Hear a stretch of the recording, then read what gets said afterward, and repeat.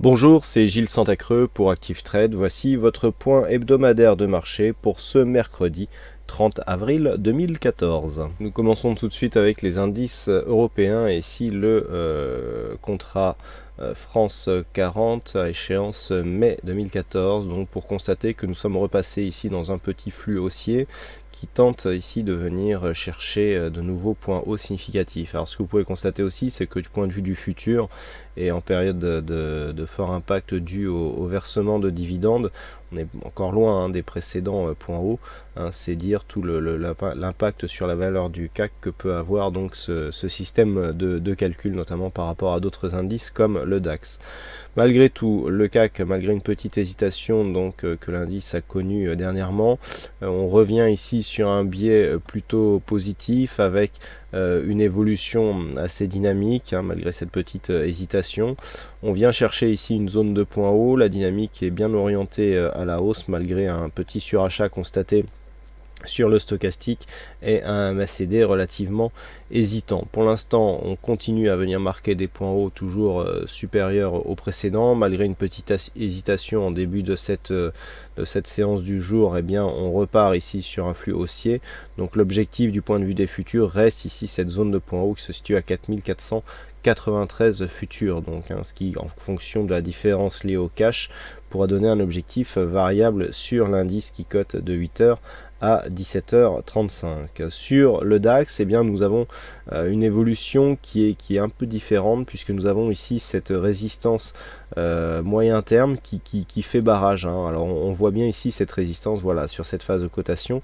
On sent bien que cette résistance ici par rapport à la dynamique haussière qui précédait, eh bien, marque une petite phase de consolidation. Alors on est légèrement baissier, on dira que la consolidation est quasiment horizontale, tant la baisse est peu prononcée.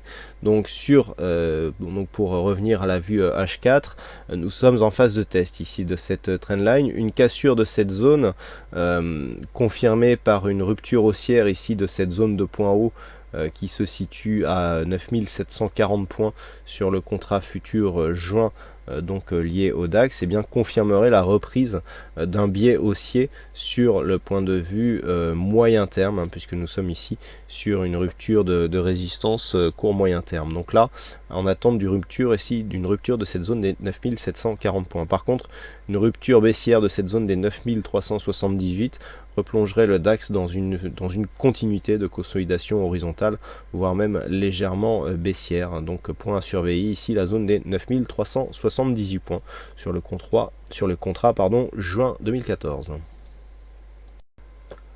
Nous passons maintenant aux indices américains avec cette vue sur le S&P 500 en daily pour bien constater ici la tendance actuelle, moyen long terme, dans laquelle se trouve l'indice composite élargi, avec donc une période d'hésitation actuellement au sein de ce trend haussier. Alors si nous repassons ici en H4, on constate bien ici cette évolution en quasi range avec ici une petite attaque baissière mais qui n'a pas porté à conséquence. On a revalidé ici cette zone de point haut qui se situe à 1880 points. Il y avait eu un tentative de débordement ici sur cette phase début avril. Ensuite à cela on avait eu une phase de baisse et puis là les cours reviennent ici dans une phase de hausse. Alors ce que nous pouvons constater, c'est qu'on avait bien ici une dynamique haussière au-dessus de cette moyenne mobile 20 exponentielle. On est venu tester ici cette zone de résistance majeure et ensuite on a des marques d'hésitation avec ici une attaque baissière et puis les cours qui sont en train de revenir ici au-dessus de cette moyenne mobile. Donc nous sommes ici dans une phase de stabilisation, donc aucun signe d'une possible sortie de ce range pour le moment, puisqu'on a eu quand même une belle attaque baissière ici, même si les cours ont été repris et sont revenus ici dans une zone d'évolution neutre. Donc on est neutre court terme. Nous avons eu d'un point de vue moyen terme, eh bien on est dans un trend haussier. Donc on considère ici que nous sommes dans une phase de stabilisation au sein d'une tendance qui elle reste haussière. Ici du point de vue des indicateurs, on est relativement neutre. Et puis sur le Nasdaq, donc même vu en daily, là on est un peu plus baissier. Bon, le Nasdaq qui a fortement surperformé ces derniers mois paye un petit peu cette avance qui a été prise, donc toujours dans une phase de consolidation ici qui se fait au sein d'un biseau d'élargissement qui a été confirmé ici il y a quelques jours. On est resté sous cette zone des 3620 points sur le Nasdaq, donc toujours ici au sein de cette phase de consolidation. on est relativement neutre du point de vue des indicateurs. Donc il faudrait ici une rupture de cette zone de résistance baissière pour sortir de cette dynamique de consolidation, confirmée par une cassure haussière de cette zone horizontale des 3620 points pour repartir dans une continuité de trend haussier, mais pour l'instant toujours ici dans ce système de consolidation.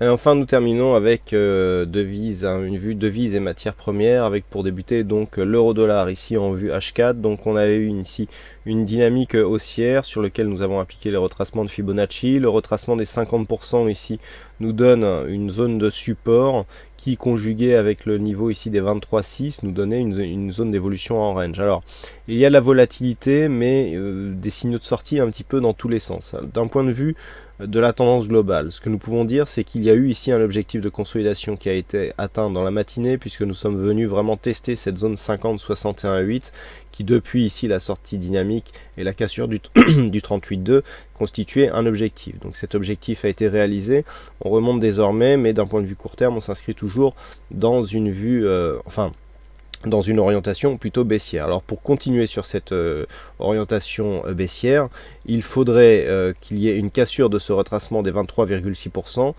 qui se situe à 1,3760. Donc sur une rupture des 1,3760, on aura un signal baissier qui nous donnerait comme objectif ici la base de cette consolidation, base de consolidation qui se situe à 1,3670. En attendant, tant que ce retracement des 61,8 ici n'est pas cassé à la baisse, on est toujours sur une possibilité de reprise de dynamique haussière qui a été impulsée ici par ce mouvement, puisque tant qu'on ne casse pas le retracement ici, on est toujours dans une dynamique haussière. Donc pour valider cette dynamique haussière, il faudrait réussir à repasser durablement au-delà de cette zone de retracement des 23,6% qui se situe à 1,3850 et à valider ici une continuité haussière. Donc là on a eu ici une tentative de sortie qui s'est transformée en double top et donc qui a validé l'objectif de ce double top hier dans la journée. On a eu ici une phase d'hésitation. Pour l'instant, on n'arrive pas à repasser au-delà de cette moyenne mobile 20 exponentielle. Donc pour l'instant, le biais reste plutôt sur une préférence baissière, sur un dépassement de cette zone, doublé ici d'une rupture de cette zone des 1,3880. On pourrait repasser ici sur un flux haussier en direction de ce dernier point haut ici qui se situe à 1,3905. Il faudra valider une rupture de cette zone de point haut des 1,3905 pour avoir un signal de continuité haussière d'un point de vue moyen terme. Et enfin, nous terminons par l'or. Donc l'or qui, là aussi, nous laisse un petit peu entre deux eaux. Il y a plusieurs possibilités sur cette configuration. On voit ici la phase de hausse, donc la dynamique a été cassée. On est revenu ici chercher la zone de support comme une zone de résistance. On s'écarte de cette zone. Donc potentiellement ici, sur une rupture de cette zone ici de support qui se trouve à 1278 $ l'once, il est possible d'impulser un mouvement baissier en direction des récents points bas et de cette zone de support qui se situe à 1186 points. Ou alors nous avons ici une phase de baisse avec un premier point bas ici, une ligne d'eau et un deuxième point bas qui se situe quasiment sur les mêmes niveaux. Et si on vient dépasser ici cette zone des 1330, on est en présence d'un double bottom qui pourrait nous donner comme objectif ici une zone à 1380 $ l'once. Donc nous sommes vraiment ici dans une zone d'évolution où il y a une double possibilité. Toutefois, si on se concentre un petit peu sur les dernières phases ici, et notamment en daily, c'est beaucoup plus visible, on a ici un biais qui reste quand même baissier. On a eu ici une attaque de la bolle inférieure, on revient sous la moyenne mobile exponentielle et on commence à repartir à la baisse. Donc là, c'est plutôt baissier d'un point de vue daily, donc d'un point de vue moyen court terme. Si on repasse en H4, on est dans une phase ici de stabilisation. On est vraiment donc sous cette zone des 1307 qui constitue une zone pivot sur la tendance. J'en parle souvent sur l'analyse Forex et matières premières sur le site boursicoté.com. C'est vraiment cette zone ici qui fait office de pivot. Il faudrait que l'on repasse durablement au-dessus de cette zone des 1308 pour valider une continuité haussière. Tant que l'on oscille ici entre 1278 et 1308, eh bien on est plutôt ici sous le joug d'une attaque baissière. On a cassé ici le précédent point bas significatif, on n'arrive pas à remonter durablement pour valider ne serait-ce qu'un début de double bottom.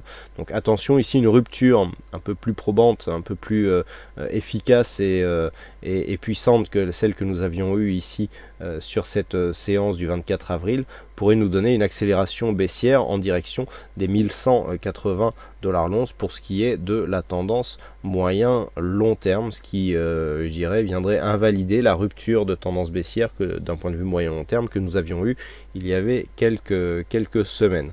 Donc à surveiller ici sur l'or, cette zone des 1308. Un dépassement haussier nous referait basculer ici vers un flux haussier court et moyen terme, alors qu'une rupture ici des 1278 nous donnerait un premier objectif à 1230 puis 1180 $ l'once. Voilà ce que nous pouvons dire sur ce point hebdomadaire de marché. Il ne me reste plus qu'à vous souhaiter à toutes et à tous une bonne semaine. Bonne chance dans vos prochains trades, soyez prudents sur les marchés et on se retrouve donc dès mercredi prochain sur le site ActiveTrade pour notre prochain point hebdomadaire de marché. Bonne semaine à tous.